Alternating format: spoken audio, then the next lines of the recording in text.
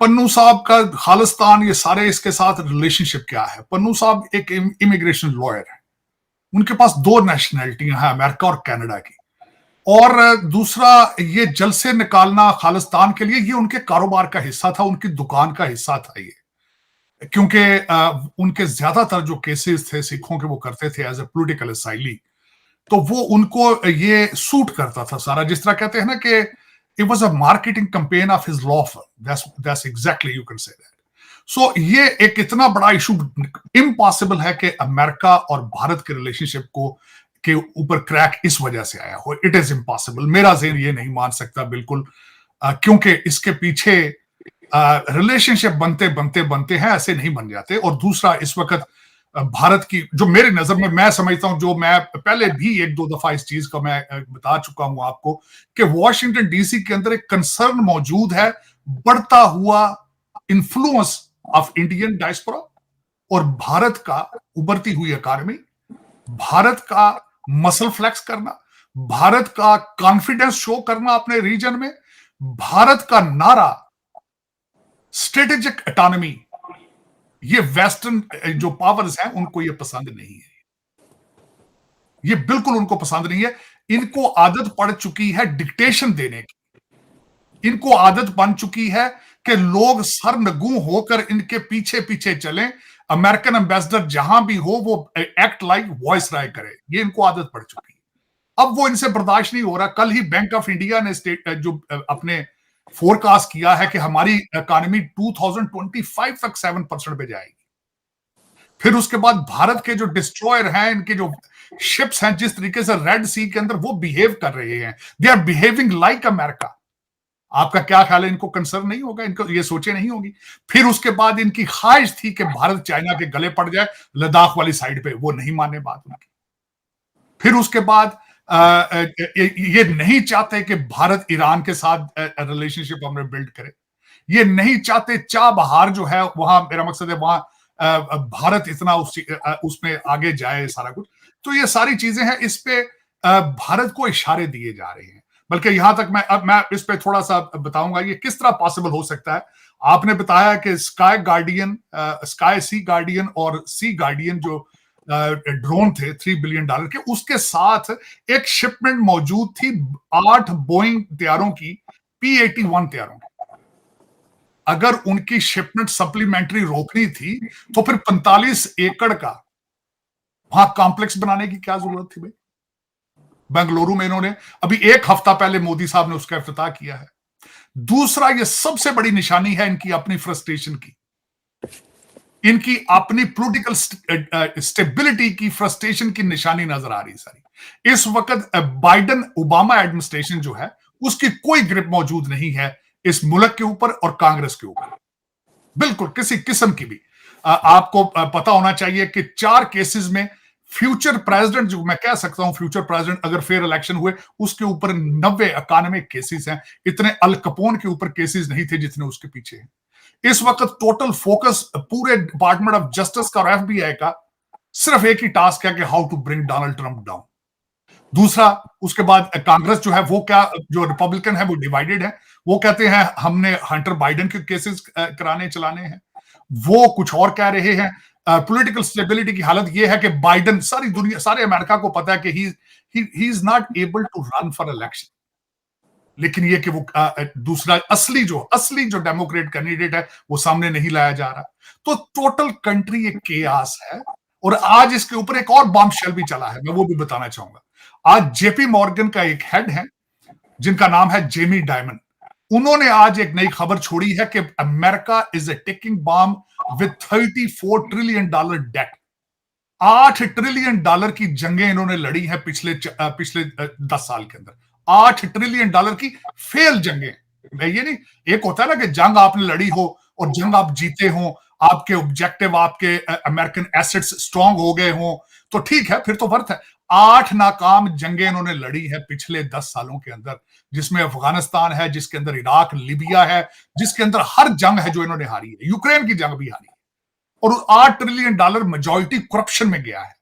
यहां के American military industrial complex ने उसको खुर्द-बुर्द की है, उसको ऑफ शोर अपने बैंकों में जमा कराया है। मैंने अगले दिन ट्वीट की थी दुःख के साथ, जिस करप्शन को मैं पाकिस्तान छोड़ के आया था, it has followed me here in the United states of America.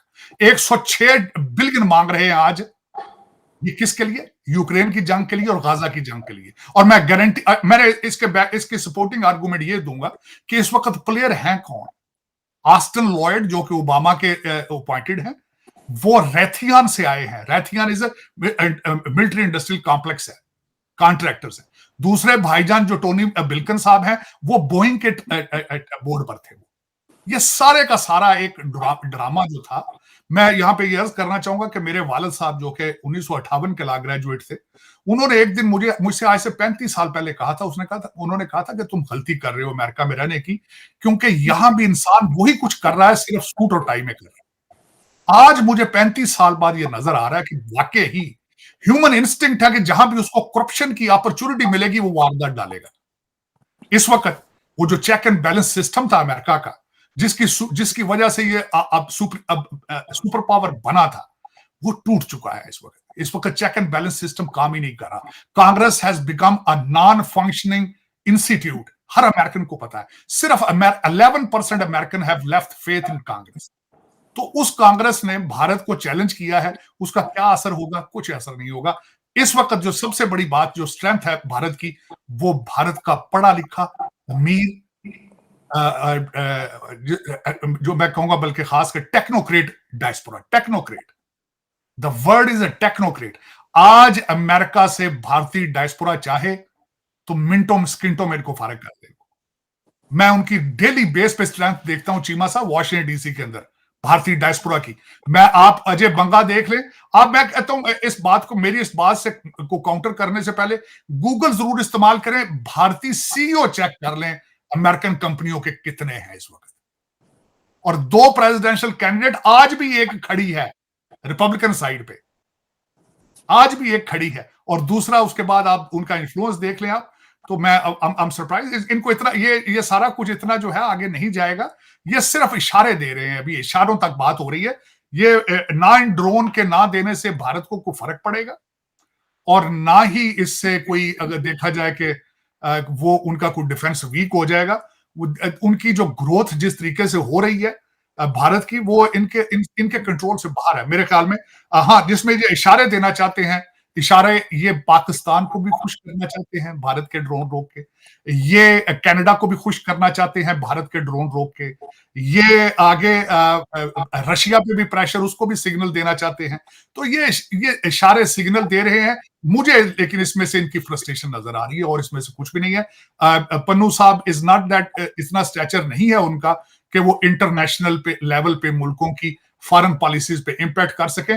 Khalistan जो है, अगर मैं आपको पता है जिस तरीके से I have relationship with the Sikh community here and in India, Punjab, सारे जितने पढ़े लिखे इस वक्त सिख हैं उनको पता है कि खालिस्तान इज अ फिक्शन। लोगों ने इसके ऊपर दुकानें खोल रखी हैं, इट्स नॉट प्रैक्टिकल। इस तरह कभी ना मुल्क टूटे हैं ना कभी मुल्क बने हैं, लेकिन ये कि इस पे कई लोगों की रोटियां चल रही हैं और वो चला रहे हैं। मेरे ख्याल में ये एक अमेरिकन फ्रस्ट्रेशन की जो आज खबर आई है, इसमें भी कोई हकीकत नहीं है और ना इसकी भारत के ऊपर इसका कोई असर पड़ेगा।